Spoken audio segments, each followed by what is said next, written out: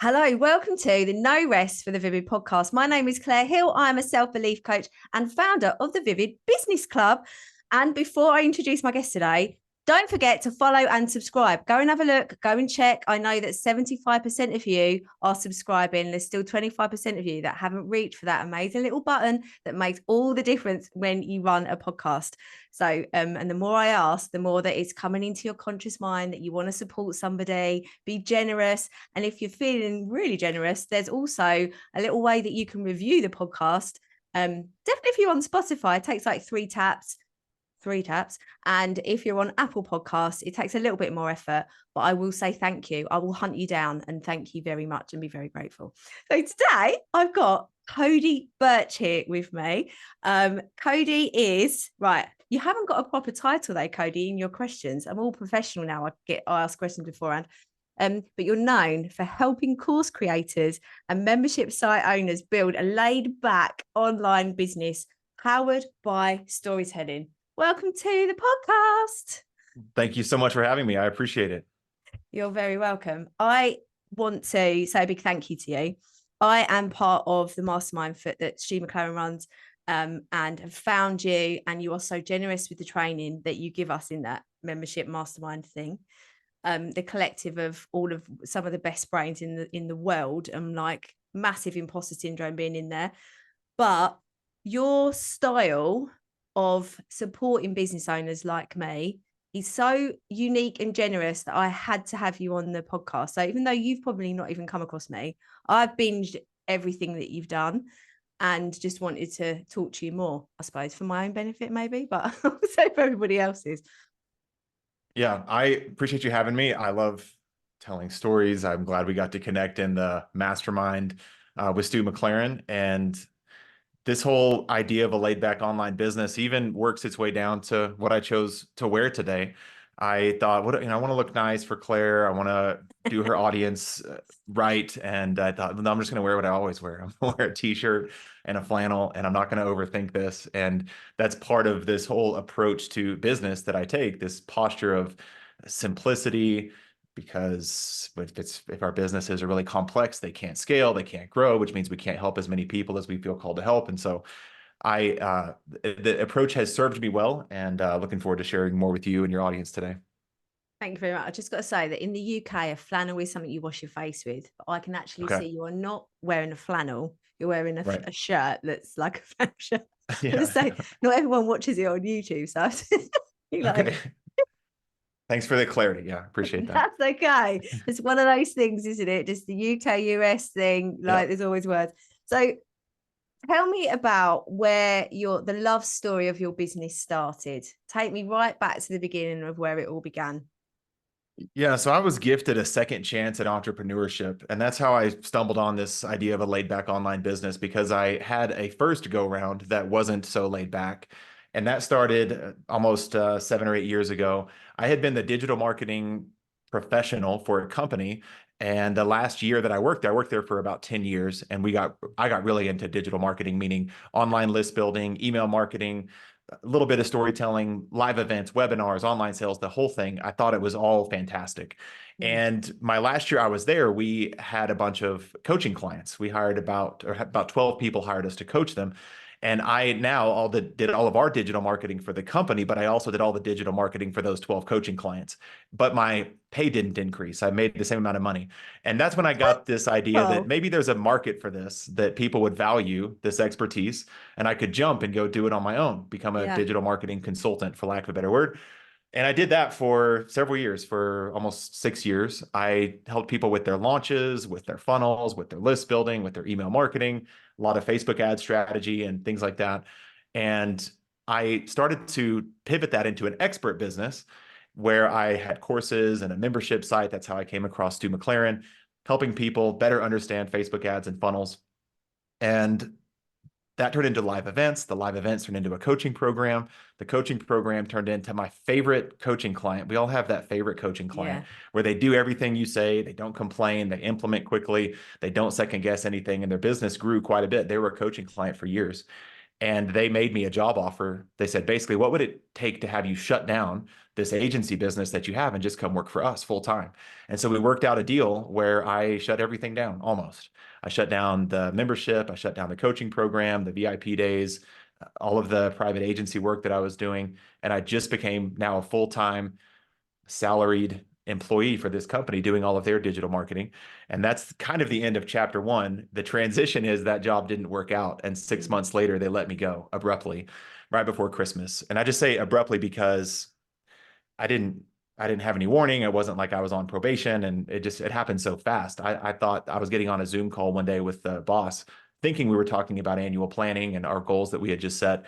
And unfortunately, in about 7 minutes, he just ripped the Band-Aid off and basically said that my work was no longer required there. He was polite and professional about it, but I Yeah. was just so shocked that it didn't work out because I just thought that would be the second half of my adult working life, was helping them.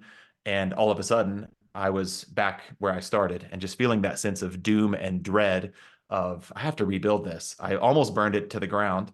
Now I've got to go get started again. So the second part of that is, when I keep saying I almost burned it all down, I had this strange habit of sending a daily email, a daily story-based email. Even when I got that job, I still sent a daily story-based email. So what I had when I got let go, the only thing I had was I had a really engaged email list that appreciated hearing my stories, hearing from me every single day. I'd show up in their inbox. And as I started to accept the reality that I was now going to have to rebuild a business, started to introduce the idea that I was back making offers, having workshops, and building the business back. And of that process was, I now had a completely clear runway. It was a completely clear horizon with nothing on my calendar, no obligations to anybody except for myself and my wife and my kids. And I got to decide what I wanted the business to look like. And that's how I came upon this laid back online business model. It's like, I think we've been in those. I remember a similar situation twice. I've been in that similar situation. I don't think it was in 7 minutes. I had a little bit more notice in that, but in those moments, it does feel like the world is literally just ripped from beneath you, and you're sort of Yeah. gasping a little bit for air in those seconds. And I don't know about you, but I feel like anything could be thrown at me now, because it's literally like, well, I've done it. I've built up. It's been crashed down. I've built it back up again. I'll be all right. Does it sort of Yeah. feel, give you that sort of like an extra sort of superpower and an edge to what you're going after? Yeah, there was a movie I rewatched recently. It's called The Revenant, starring Leonardo DiCaprio. And it's a very difficult movie to watch. It retells this true story of him being a fur trader in, I don't know, the 1600s, Yeah, I know 1700s the in the film US. really well. It's really good. Yeah, It's so so hard to good. watch. And the point of the movie is, he gets abandoned and betrayed, and they kill his wife, they kill his kids. He gets left for dead after he gets attacked by a bear. Yeah. And then he crawls out of the grave, the shallow grave they dug him, and he wants to get revenge on everybody. So it's kind of a revenge movie. But there's a line in that movie that's a much more dramatic scenario than I had to endure. But towards the end of the movie, he's injured and he's trying to get revenge on the guy that did him wrong. And he said, "I'm not afraid of dying. I've done that once already." And I Yeah. thought, all right, that's a little dramatic, but to your point, Claire, that's Yeah. how I felt. Like, I'm not afraid of anything. The worst thing that I can think of as an adult man with a wife and kids and a house and obligations, the worst thing I can think of that can happen to your career is you get the rug pulled out from under you and you get let go. So now I do embody a sense of fearlessness and a laid back approach, saying, well, I don't, I thought I had to act a certain way. I thought I had to run my business a certain way. I thought I had to follow these rules and this cookie cutter approach to growing an online business. Turns out, that didn't serve me well. And that left me overworked and stressed and anxious. And then I got a job that ultimately I was grateful for the job, but I was really hard. I was not, all of a sudden I was working like 60 hours a week, and it was very difficult. And then that job went away, and I thought, all right, I've been through it. I can do whatever I want now. It's scary and it's empowering. It's scary that there's nothing on my calendar, meaning no clients, no income, no revenue, no paychecks, nothing coming in, but empowering of thinking, well, I can do whatever I want. So I started to just think about what I didn't want from the old business from round one. I didn't want to be on Slack. I didn't want to have standing meetings with clients. I didn't want anybody to put me on retainer, because that gave them sometimes a pass to reach out on the weekends or after hours. I didn't want those things. And so I thought, all right, what else do I want? Well, I wanted to travel. My wife's an event planner, And so I wanted to go with her on her site visits and things like that. We have 3 teenage boys, and I wanted to hang out with them. So we filled in that calendar in 2023 of, well, what trips do we want to take? Where do we want to go? What do we want this year to look like? And then from there, what type of revenue does that need to generate? And then from there, thinking, well, with those time constraints and those offer constraints, uh, meaning I don't want to be in Slack and no retainers, what type of offers would the market find valuable? What skills do I have over the years that people would pay to learn from or to work with me to make their lives easier and go faster as it relates to their marketing, their list building, their email marketing, et cetera. And that's how I came up with the model and then started to fold offers around my lifestyle. And it worked. Within a few months, I was back and it felt great. And I was able to have more freedom and time freedom and money freedom, all those things that I said mattered to me, like back in the first round, or you hear about on any business podcast or any business coach. They say work from wherever and do whatever you want. And I'm like, yeah, but you can't really do that. You can't just take Yeah. 6 months off. You have to do something for people. Like most of us have Yeah. to do something. And it started to really work and get some traction. And so um, that's why I'm so passionate about it now, that we can write our own rules and we can do it however we want and fold our business around our lifestyle, not the other way around. I've got one client that we've moved into her model of her working and really leaning into this laid back way. And when I can hear in her voice that she's starting to panic a little bit about the plan, or she's a bit scared of the next steps, she wants to get busier and add more in. And I was like, I have to remind her, you doing less actually means you do more, because of how her energy sort of, it's just so much more capacity for the opportunities coming in, because it's not just the capacity you've got to do the work, you've got to have the capacity for the opportunities coming in. And I'm guessing with this layback model, you can pick and choose. Like if opportunities come in, you get to choose what you do next with them. Yeah, the first round of entrepreneurship, I just said yes to everything. I said yes to every client, whether they were a good fit or not. I said yes to every project because I needed to make ends meet. I had to make money. And now, yeah, I'm, 14 months, 15 months into this second round of entrepreneurship, and I'm very picky with projects I take on or anything that starts to feel complicated. For example, I had a launch recently, and I do a low ticket entry point, kind of a coaching week model that's kind of popular now. It's basically a paid 5-day challenge. And I had a few people ask if they could be an affiliate for me. And I thought, well, if I take on an affiliate, I have to make affiliate swipe files, affiliate technology, affiliate click-through rates, and have expiring cookies and affiliate social posts and affiliate. I thought, no, I'm not going to do that. Now, does that mean that I would have made more sales if I had affiliates? Yeah, possibly. But it also would have exponentially increased the complexity of that launch if I had to deal with affiliates and affiliate tracking and people fighting over commissions. And then I had to pay out the commissions. And so if it smells of complexity at all, now I really guard my energy and I guard my time, and I could do more. I just intentionally don't. There's a scripture in the Old Testament. I don't quote a lot of Bible scripture, but in the Old Testament, there's a scripture in a book that not a lot of people read, the second book of the Bible. And in there, it's a law, and it tells people to not harvest their field all the way to the edges. It's kind of an obscure reference, but I think about that in our business and go, well, okay, what does that mean? In the Bible, it says like leave the edges of your field for the fatherless, the widows, the orphans, the travelers, people passing through. Like, don't take it all for yourself. Leave some for other people. And so I think about that a lot with my business. I think about that with my offers. How do I not just get so greedy and just take every dime off the table and take every dollar for myself? How do I not do that with my time, where I just keep such a tight schedule that I'm always running to the next thing and cutting you off because I have to get somewhere else? How do I leave that bit of margin for myself, for my family, for my kids, for my clients, for my projects? I had a launch that went really well, and I posted it in this community I was in, and a person DM'd me. Actually, several people DM'd me, and they said, "Hey, you can make 10 more sales if you do what I say. DM your clients and do this post thing survey, and you can make even more money." And I was like, "Hey, thanks for that, but I'm good." Like, that was a good enough launch. I feel great. I'm full of energy. I didn't lose any sleep. I didn't lose my voice. I didn't change my habits or my lifestyle around that. I think about that all the time. How do I leave a little bit of margin around the edges of this field that I'm tending to of my life and my business, and save some for those that really need it? I love that. How you, and I think that's really important to know that it's, and it goes back to self-worth as well, because I feel like there's some people that are working on their worth they feel that a day full of stuff, whether it's moving the needle or not, makes them feel more worthy to have the success that they're obviously going towards, but at the expense of what? Like their energy, their time, like you were saying. And how does, if people listen to this thinking, I love this idea, laid back business sounds right up my street. What does it look like in regard to like your business model? What have you got like it, what do you keep in a laid back business model? Yeah, for me, I was looking at offers that didn't have those non-negotiables. So for me, that was I don't want to be on Slack, I don't want to be on retainer, I don't want to have a standing meeting.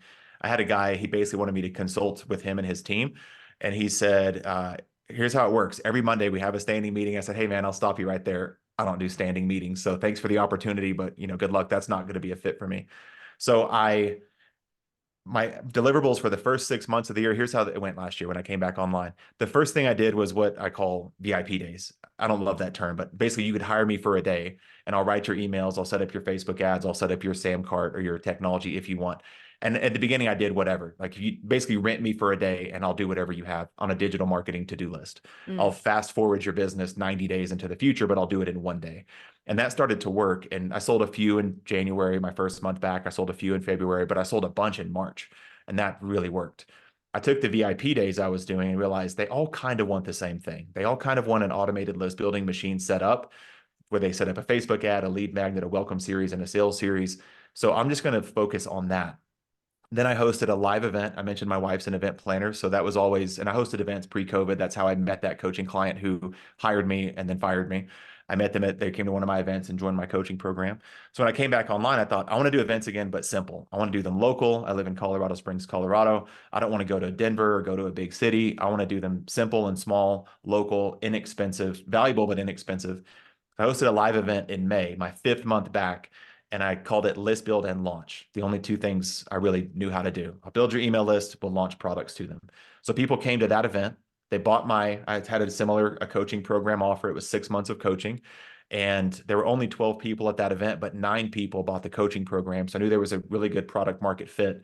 And then that gave me the financial leverage because I think 2 or 3 paid in full, but the other 5 or 6 did a payment plan. So now it was generating pretty good recurring revenue where I had time to think. I didn't have to do so many VIP days anymore. I was making stable income from the mastermind coaching program.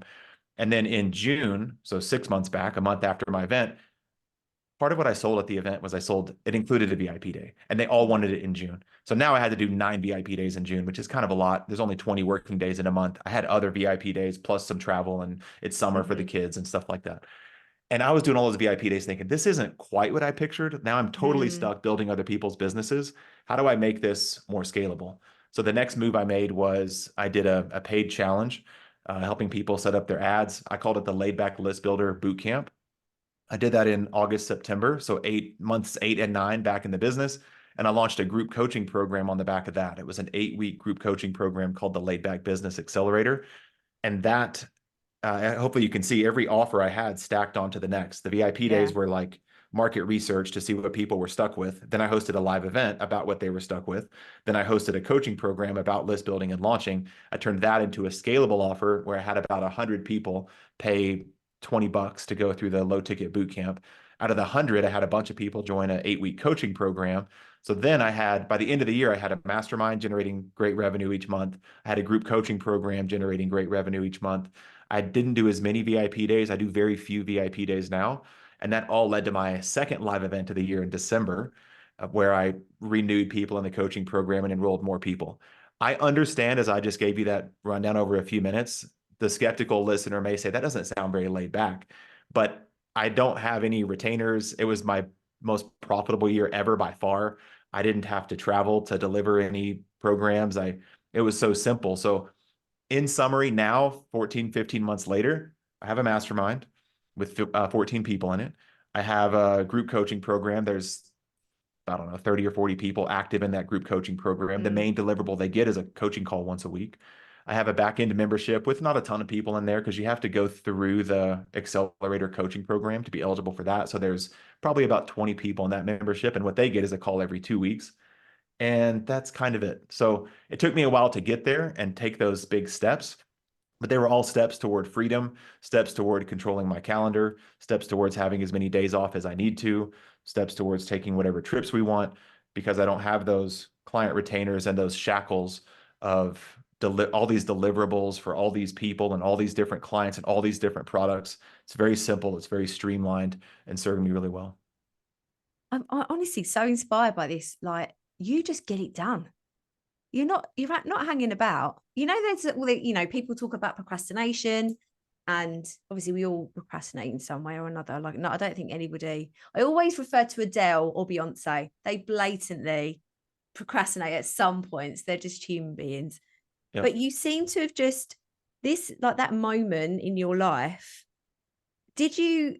Was it instantaneous where you were like, right, I'm going to get up, I'm going to get this stuff done now? Or did you have to have like a bit of I need to adjust and process what's going on? Yeah, I wish I could say I just, got fired on a Friday and on Saturday I launched a product. That wasn't how it went at all. So I was let go on a Friday. It was a 7 a.m. call. And I that day I was just so confused because that day I had a full day of work stuff. I worked there. I had all these meetings and a Friday huddles and Friday sales calls and all these things. So I remember I was trying to process that I had just been let go, and I was like, but I have a bunch of meetings. And he was like, no, you don't. Again, very polite, very professional. He's like, no, you don't. We made arrangements. Like, you don't have any of that stuff. And I got off that Zoom call, and instantly all my screens on my computer started to reload that I had been logged out. So, logged out of the company Slack, which, makes sense, but it's still hard to process. Like, oh, they Yeah. kicked me out of everything, as they should. And so it took me moments, like hours, to process, like, wait, that means, hold on. So I can't do any, hold on. What about their ads? Oh, they removed me from their ad manager. Okay, their ads. I guess they got that. I was just so confused. And honestly, Yeah. I don't want to mince words or emotions. I was an emotional wreck all day, Yeah. just very emotional, a lot of tears, a lot of fear, a lot of dread, a lot of regret. My kids were in school and I didn't tell them. In fact, as of right now, only one of my three kids knows what's actually happened to my oldest son. I told him recently and he didn't care, but at the time, like, how do you tell your That's kids that, like, teenagers for you. yeah, how do you tell your kids that their dad got let go? It was like 2 weeks before Christmas. And Yeah. so Yeah. my wife was there and was, very sweet that day. And then the weekend I tried to act normal. Like, my oldest son had a wrestling tournament, so I went to his athletic event. And then Sunday, went to church and had like a normal Sunday. And then Monday came and I was supposed to be at work, but I didn't have a job or anything to do and no vision. And I just sat in this office where I'm recording this and just was real confused and scared and afraid and emotional, and it was bad. Mm. So then my faith is important to me. So I called my pastor and said, can I talk to you? I've never called my pastor for a meeting, but went up to the church to meet my pastor. And he gave me some really good advice. And he just said, hey, don't ruin Christmas. Like, you're going through something difficult right now, but you only have so many Christmases left with your kids. So don't ruin it. Like, don't go frantically applying for every job. Don't Mm. just don't panic, basically. Just relax, be with your children, be with your family. And so that was about 3 or 4 weeks in December where I didn't do anything. I didn't look for jobs. I didn't update my resume. I didn't know what I was going to do. I didn't know if I'd try to get another job again. I didn't know if I would try to get back into entrepreneurship. I felt so defeated because it took me 5 or 6 years to build what I had. And it took me a Mm. week to shut it all down. And then I had, 6 months of a job. And then all of a sudden I was back at it. So it was probably January, like early January, about a month after being let go, that I had to decide that I was going to get back. In fact, I remember it was January 1st was a Sunday. So New Year's Day, I was at my mom's house. My parents live close by. And my mom had made a very delicious Southern American Texas breakfast of really unhealthy, fatty foods. It was very delicious. But I realized, like, okay, it's the new year. I've got no job, no income. We hadn't prioritized savings, so I didn't have a lot of money in the bank. I didn't have any runway, and I was eating like a really unhealthy breakfast. I just remember pushing my plate away and I was like, I got to go do something. So I thought the only thing I haven't ever taught before is email marketing. And so I think that day I set up my January 1st, I set up the sales page, the order bump, the upsell, like I had done so many times before. And then the next day, January 2nd, I sent an email. I was like, I'm back. I'm hosting an email marketing workshop. And I think 20 or 30 people bought it. But it's always good to get those Stripe notifications, no matter how successful Yeah. your business is, just to see that somebody values what you're doing enough to get out their PayPal or Apple Pay or their credit card.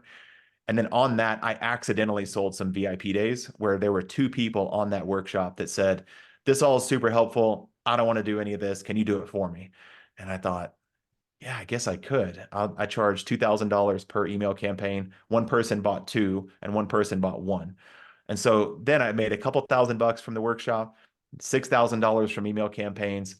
My goal for that first month was just $10,000. I thought if I can make 10 grand, that'll just not be disruptive to my family, meaning we don't have to Mm. sell our couches and our tables and our Yeah, TV. yeah, Like we yeah. can we can live in this house, drive that car, sleep on that bed, sit on that couch, and that worked. So it was a slow ramp up. January, I barely made that 10K mark. February was a little bit of a dip. Like I went backwards a little bit, trying to figure out what I was going to do next. And then in March is when it really kind of took off. And I know we talked about storytelling a little bit. It was in March that I hosted a workshop. I was very skeptical, but I taught a workshop on storytelling because enough people had asked how they could use stories more powerfully and consistently in their marketing. And I thought, you can't really teach storytelling. It's like teaching hiking, or it's like teaching, walking. You just do it. You just tell stories. And there was enough people that said, no, there's something different about how you're constructing Mm. this narrative of your second act that I'd like for you to teach me. And so I always taught funnel stuff, how to increase your opt-in rate on your landing pages, how to increase your click-through rates on your ads, how to get a better open rate and click-through on your emails. So the thought of teaching storytelling, it felt so esoteric and not Mm. grounded in any kind of reality. And I thought, how will this go? So I really nervously taught a storytelling workshop. I taught it twice. The first one was okay. I usually give myself a kind of a dry run and thought, let's just see if this is terrible as I think it's going to Yeah, be. yeah. And it was okay. I taught it again on Friday. And how I usually do these workshops, I charge a low ticket price. 40 or so people had bought the workshop, which is about standard. I thought that's fine. It's not a lot, not a little. That's about normal. And then by the time I logged off the workshop 3 hours later, I saw I had another several dozen sales, which for me never happens. I've never taught something, logged off, and seen more sales come in. And so I went on Facebook and Instagram and saw that I think 3 people had tagged me and said, I'm currently attending the best storytelling workshop I've ever been on. Here's the link to go sign up. So people were talking about it, which had never happened for me. And people were buying it while I was teaching it. Within 24 hours, I had sold another 40 or 50 copies, which for me never happens. And I thought, there's something here. There's something, not that Mm. I'm the only person talking about how to use stories in your marketing, but there was something that was a great product market fit. And then the wheels were in motion for my event in May called List Build and Launch. I thought, do I change it though and just make it a storytelling event? I didn't.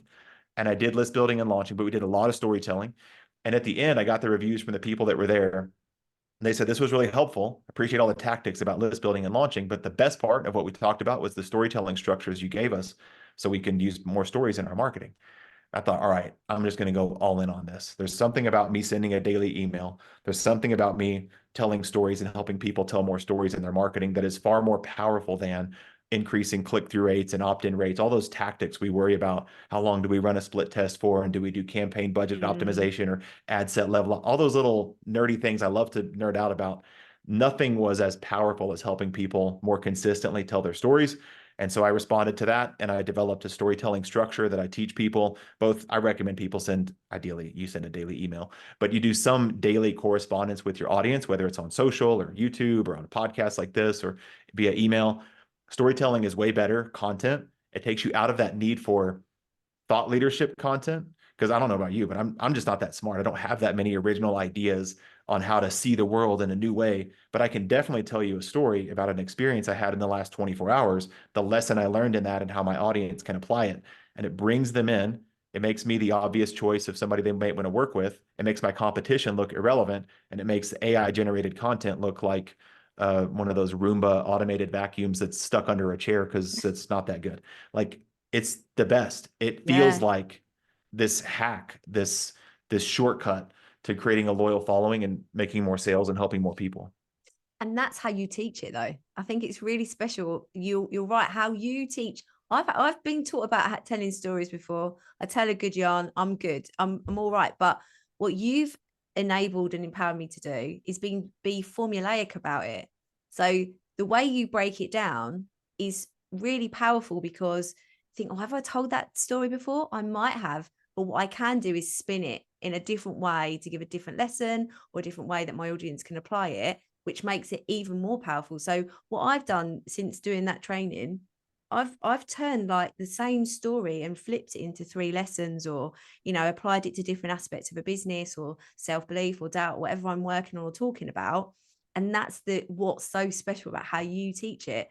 But also I think that's a lesson for anybody else out there who's creating courses or doesn't believe that they've got something to share, even though they're an expert. I was talking to a client yesterday who's got 15 years of supporting mums. She's working on really empowering mums.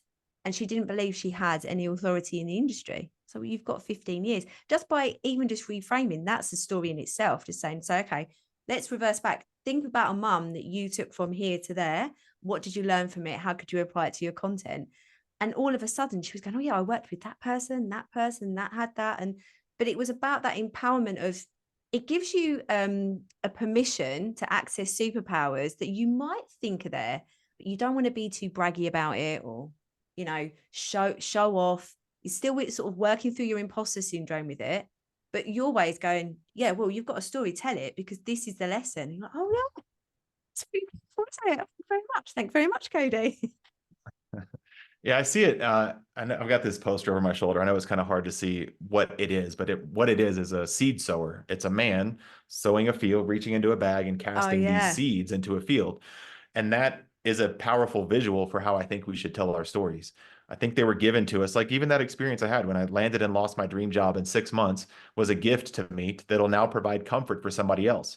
So now it's up to me to get out of my own way, share those stories with people, because there's, what lessons did I learn in that? Well, I learned disappointment and grief and rebuilding and empowerment and the need for a supportive community and how much I care about my wife because she was so helpful.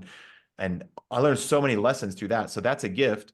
And so now if I just keep it to myself, that's really selfish. And I think we're given Mm, our ideas for a reason. We're given our stories for a reason. And the way I talk about it and teach it is that our stories plant seeds that grow trees that provide shade for people we're never going to meet.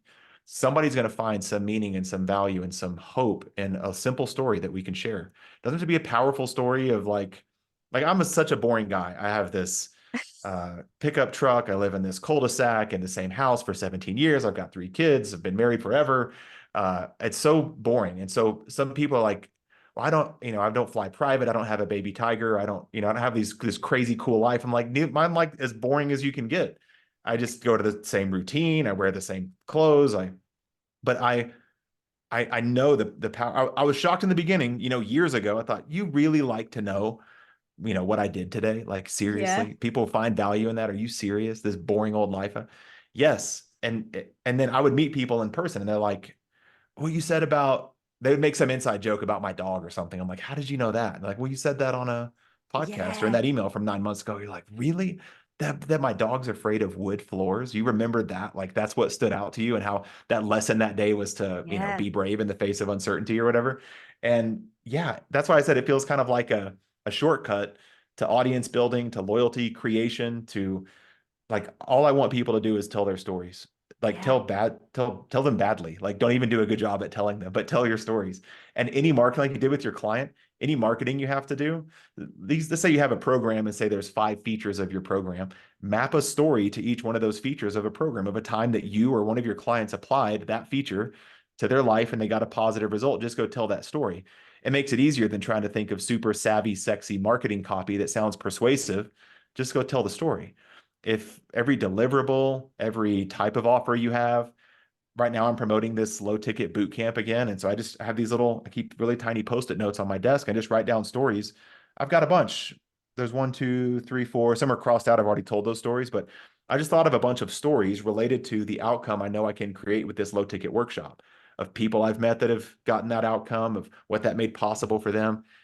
And now it is a muscle I've developed over the years that I see stories everywhere. I hear them when we're talking. I'll get a Voxer from a Mm, person in my mastermind and I'll Voxer them back and say, that's a great story that you just told me. That would be a great email. Because a lot of people struggle to send emails, I've found, or to be consistent about it. And if you mm, can just have that antenna, that have that radar on and up all the time saying, what did I experience today that other people could find some use from? I learned a little lesson when somebody stole my parking spot at the grocery store. Well, great. Like go tell that story. I read one today, a guy, I don't know if he got it from me or not, but I'm on his email list. He's in my communities. And his email was about that. It was about he got in a little minor accident in a parking lot. And I thought, man, this is so good. It's just better than like, it's come to my attention that I've observed that the trend towards increased marketing comprehension is blah, blah. And it's like, stop, like that's Yeah. exhausting. And I don't even know how to find all that information, but I can definitely tell you a story of something that happened to me in the last 24 hours and what sense I made of it. And it'll help other people find some guidance and relief. Yeah. I think that it's just like a playful approach as well. And you in again in our mastermind, you said a post about, it's gone really well. I did my list building week. I'm gonna do it again. And I thought, yeah, because I did my self-belief week beginning of February. And I was like, yeah, I'm gonna in my selling plans, I'm gonna do it in June. That's a big gap. And then I saw your post and I thought, why am I waiting till June? What? I'm just do it again. I'm just Yeah. doing it again. I'm going to do Yeah. it again. But it's that playful attitude that comes from storytelling, being laid back, having more freedom for you to sort of just go, yeah, do you know what? I'm just going to adapt and flex and I'm just going to do it again. You mentioned Yeah. as well about emails and being consistent because I I am building my consistency and I'm pretty good. I've got my stuff together, I'm pretty good at doing stuff. But how you send a daily email, I would love to know how you stay consistent with that. And do you send them on holidays? Like when you're away and Christmas and stuff like that? Yeah. So, yes, if it's a day, I send an email. If it's my Wow. birthday or Christmas Day, or if I'm on vacation or something, I send a daily email. So I got into it. I was like everybody. I emailed the first email I ever sent. It went to 38 people. My second email I ever sent, it went out 5 months later to like 80 people. So I had just, that's just how a lot of us do it. Like, even though we know better and people, Amy Yeah. Porterfield, Stu McLaren, they tell us like, be consistent, email list is an Yeah. asset that you own. And then I would just send an email whenever I thought about it, which was usually like twice a month or once every 6 weeks. And always when I had to promote something. So I'm doing a webinar, here's an email, I'll email my list to try to take from them. And the list grew. My first big break is I wrote a self-published book in 2018, and then I turned on ads. I knew how to do ads. I was doing ads for clients, but I thought I don't have anything ad worthy. All I want is agency clients, and to charge retainers, I don't need to have a big email list. I can make a lot of money with 30 people. I don't Mm. need 300 or 3,000 or 30,000. So then I got my ebook going, got those ads going, but still was emailing inconsistently. And I would categorize it as thought leadership content. I would try to make a really insightful observation about the greater world that we're living in and email my list. That's why it was so infrequent, because I don't have that many insightful observations about the world, and or if I was selling something. So I was in a program and they did basically a dare, and they said, hey, who's brave enough to send a daily email with us for the month of October? This was October 2021, and the 31 days in October. And I thought, oh, I'm down for that. So I think 7 of us signed up to send a daily email, the host of the group and 7 other people. And all you had to do was every day go in and to this shared spreadsheet, and we each had our own row, and we just had to put our subject line of our email that we sent that day. Well, somebody made it 3 days and dropped off. Somebody made it 7 days and dropped off. Somebody made it 13 days and dropped off. I was the only one that made it 31 days in a row, along with the founder of the group. Then in November, back to my old habits, once or twice a week, or whenever I thought about it, back to December, back to my old habits. And so I don't like New Year's resolutions, but January 1st, 2022, I said, I'm going to send a daily email, and I'm not going to stop. I'll do it at least for a year and see what happens. Does my business grow? A lot of people are afraid of getting more unsubscribes, or that people just won't care, or you run out of ideas. So I did it January 1st. And actually, January 1st was thought leadership content. It was like my 3 big marketing predictions for 2022. And then day 2, I was like, that was all I had. I have no other insightful thing. So I just told a story, and then I Oh, I did the right. best I did the best I could. And then January 3rd, I told a story. January 4th, told a story. And what happened next just was so impressive to me that you get that first wave of opt-outs.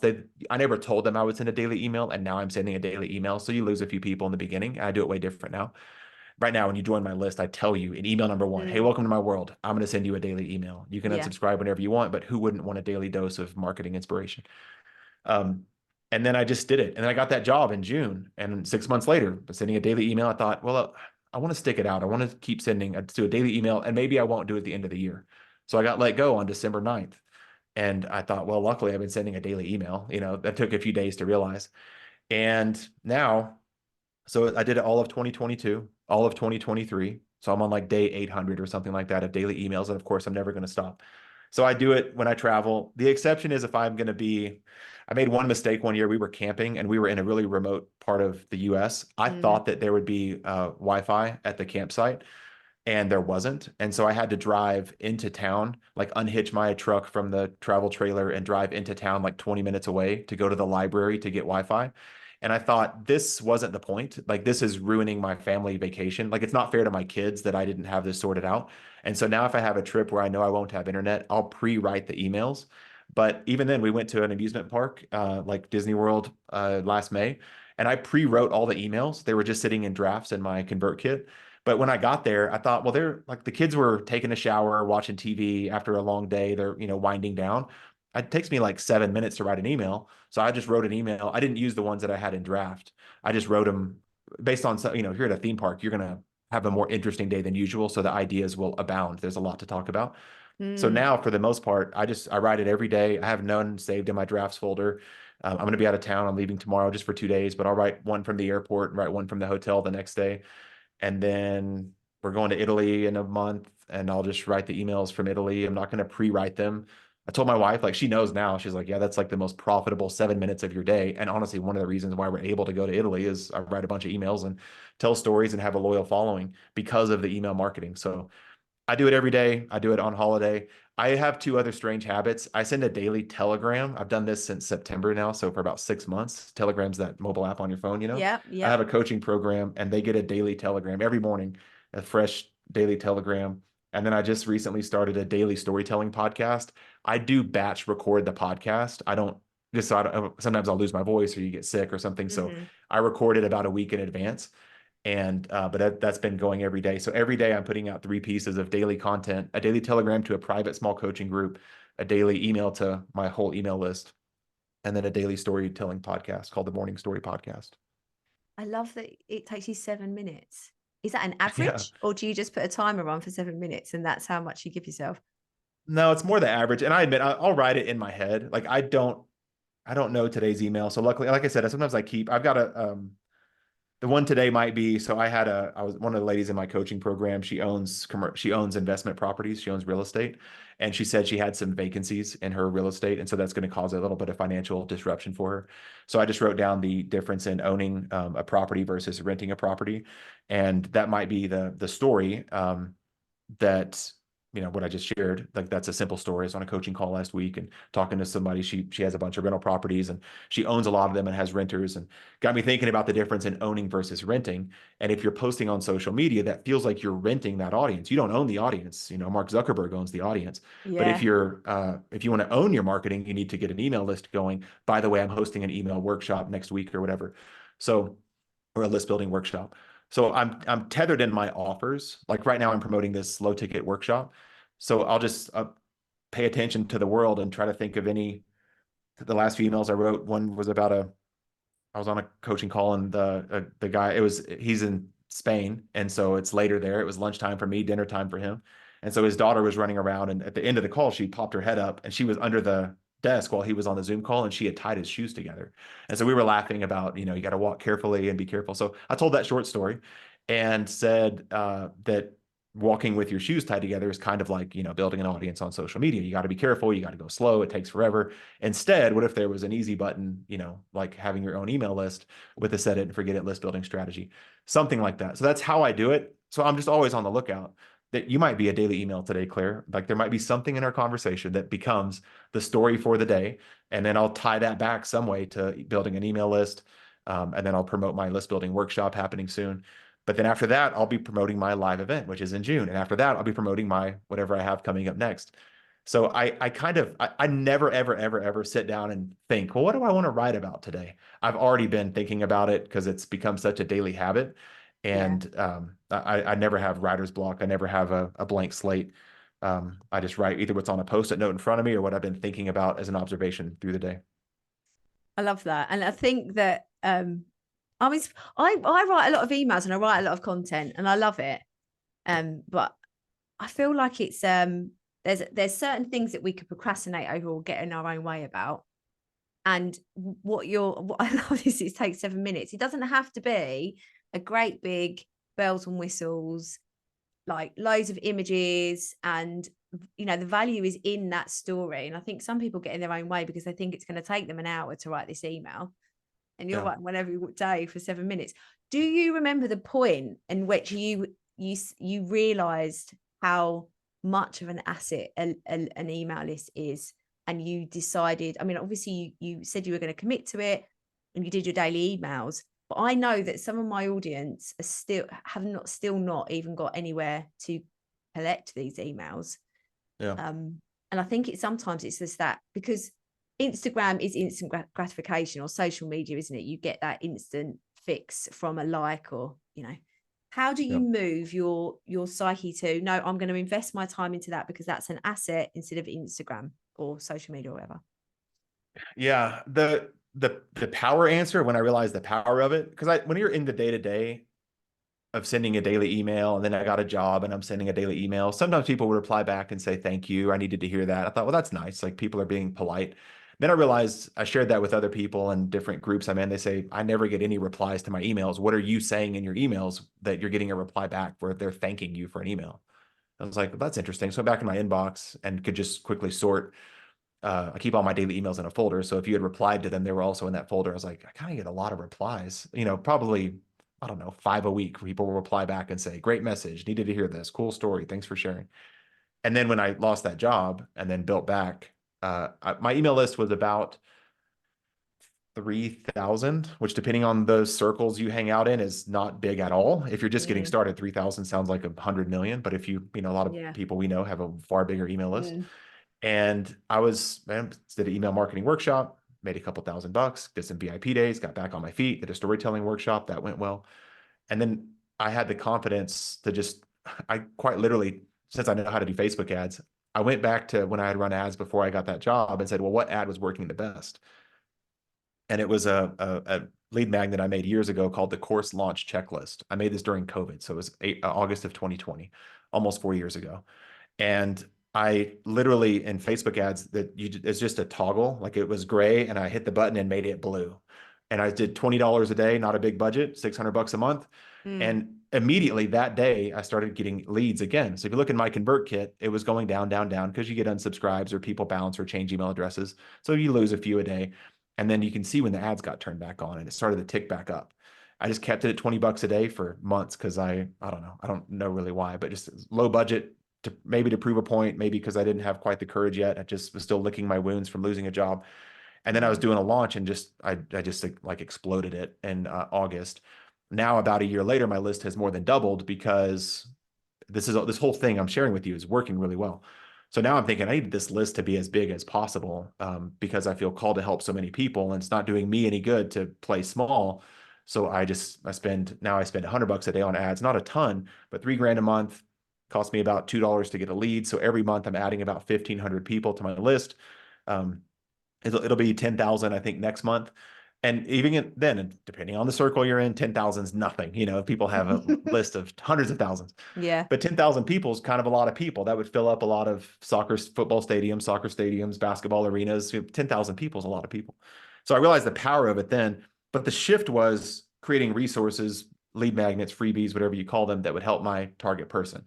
So I want to attract course creators, membership site owners, consultants, coaches, authors, podcasters that want to build a more laid back online business. Which, what I mean, to answer a question you asked a while ago, I mean, get known for something. That's where I make everybody start. What do you want to be known for? Turn that knowledge into a secret recipe that gets results for people. Turn that secret recipe into different products. So I can help you build a laid back online business via my free stuff, my free email list. That doesn't cost to be on my email list, or VIP days, or live events, or coaching programs. I still deliver the same transformation. It just depends on the speed and comfort with which you get there. This train is still going to the destination, but do you want to ride first class, or do you want to do you want a little more comfort? So that's what I help people with. And so those people, they have questions on, like, I want to make a course, but I don't know where to start, or I want to write a Facebook ad, but I don't know what to say, or I want to grow my email list, but what should my lead magnet be? Or I want to start an ad campaign, but what do I say in the ad? I want to welcome people to my email list, but what would I say when they get there? what I just explained, those are all my lead magnets. The course launch checklist, 202 story ideas, I call it a level 3 lead magnet template. I call it the silver platter welcome series. I call it the flying ace ad copy. Like those are all my lead magnets, and those attract people that have problems I can help them with. The acronym is PICS, PICS, problems I can solve. If you have that problem, I can solve one of those problems. So here's a free resource, like a free sample. Now come over to me. Now they're on my email list. And then I tell them right away, email number one. Email number one technically is here's your lead magnet that you just asked for. Email two is the first in my welcome series that says, welcome to my world. You're now part of a community. You don't have to go alone anymore. I'm here to help you. Here's how I do that with a daily email, daily storytelling podcast. You never run out of marketing ideas again. And my courses, programs, events, things like that. And that's it, which means I spend 0 minutes per day marketing my business because it's doing it automatically because I've got those valuable resources. So my dollar cost per lead, it's about $2. My energy cost per lead, it rounds to infinity zero. Like I don't spend any energy growing my list. I don't spend any Yeah. time. My time cost per lead, it rounds to zero. I don't spend any time growing my list. I can talk to you. I can go to the gym. I can go see a friend tomorrow on this trip. I can go to Italy. My list will grow no matter what because of this machine I've built, which is what I keep doing. And what you're seeing me posting in Stu's group, I did that in September, did it in January, doing it again 8 weeks later, and I'll do it again. And after that, I'll do it again. Like I'm passionate about it. It works. It helps me. It helps people that go through Yeah. it. Case studies are great. And as you can tell, I'm really passionate about it. And if you can get the marketing part of your business automated where your list grows automatically, that means if you don't want to, you don't have to post to social media. You don't have to write a blog post. You don't have to make a YouTube video. You don't have to go to that networking lunch. You don't have to do any of that because it's all handled with this machine I help people build. Yeah, I mean, everyone listening, this is why I've invited him on because he's a fluent magician. You've just can't come out with like you're just so articulate with it. This is where that trust really, megaphies. Is even that a word?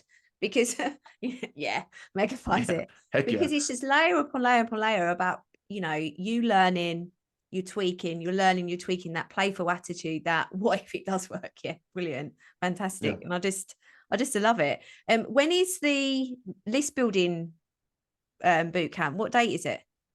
The next one is March 25th. So it's less than a week from when we're recording Okay, this, cool.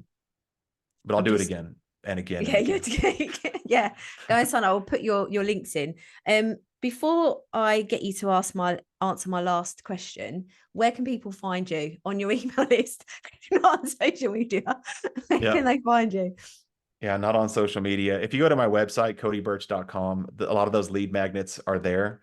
And then the thing I made it on Christmas Day. I don't know why. My kids were watching Harry Potter. There's like 7 Harry Potter movies, and I like it just fine. I just don't understand. Like I missed the first few, and I haven't read the books. So I was watching the movie, and I thought, I forget what's going on and who's who and what's what. And so I just made a new lead magnet called 202 Story Ideas. And somebody asked me, why is it 202? And I said, because it's twice as good as 101, which is my honest answer. I thought, what's more interesting than 101? Oh, I know, 202. So if you go to 202storyideas.com, you can get a lot of story ideas. So you'll never run out of story ideas again. I love that. So, what would you tell yourself 10 years ago that you know now, if you could? Gosh, I'm just so grateful for every step of the process. Like I Yeah. had to, 10 years ago, I had a different job that I had to have the courage to quit. But I'm so grateful for that whole experience. And then the messiness of the ups and downs and all the mistakes I made.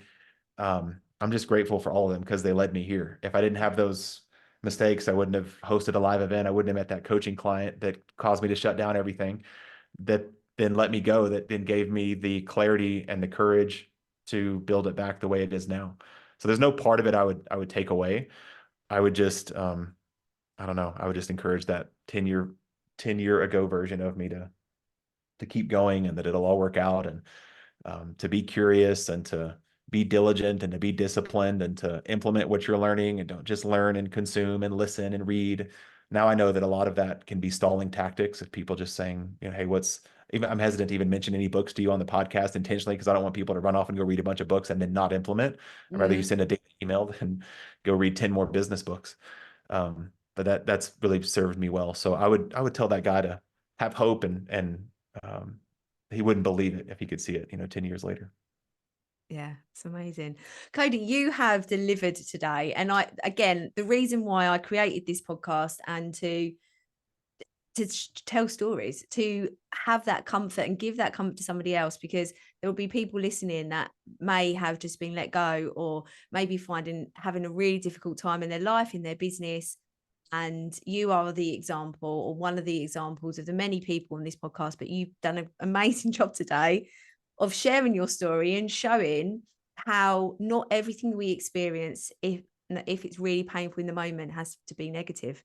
You might have to process Yeah. it for a bit to turn it into a positive, but Yeah. you are the example of it. So thank you so much. I really Yeah. appreciate it.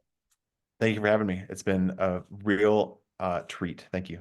You're welcome. All right, fake goodbye time. See you later, Cody. Thank you. All right.